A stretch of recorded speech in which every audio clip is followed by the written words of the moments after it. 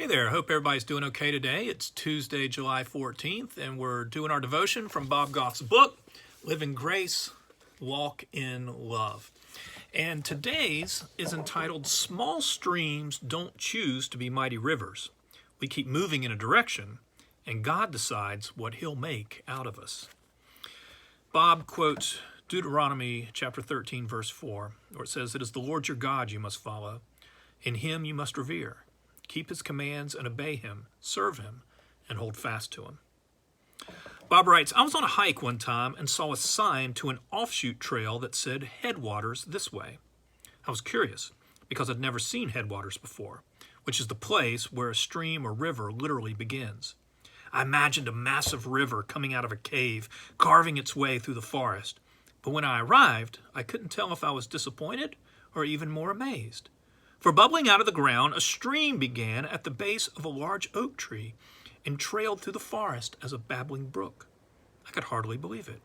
How could this trickle eventually turn into a river? Small streams don't plan to become mighty rivers.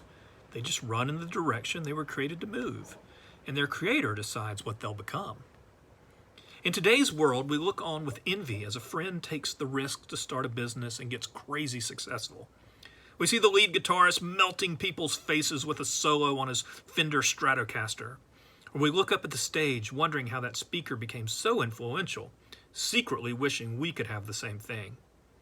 But I don't think God is wowed by people whose aim is more money or more fame. If those things come through a life of faith, the faithful person knows not to overvalue them.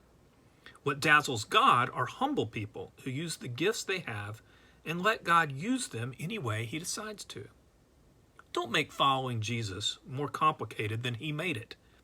Don't hand God a list of your expectations about what He'll do with your faithfulness. Just start. Figure out what you've got. Move in the direction He sends you and let Him determine what He's going to make out of it. Bob leaves us with a question. Have you been making it too complicated? Wow, that's a good question. Let's read that last paragraph again. Don't make following Jesus more complicated than He made it. Don't hand God a list of your expectations about what He'll do with your faithfulness. Start. Figure out what you've got. Move in the direction He sends you, and let Him determine what He's going to make out of it.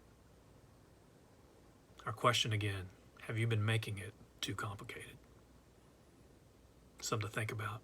Hope you have a great Tuesday.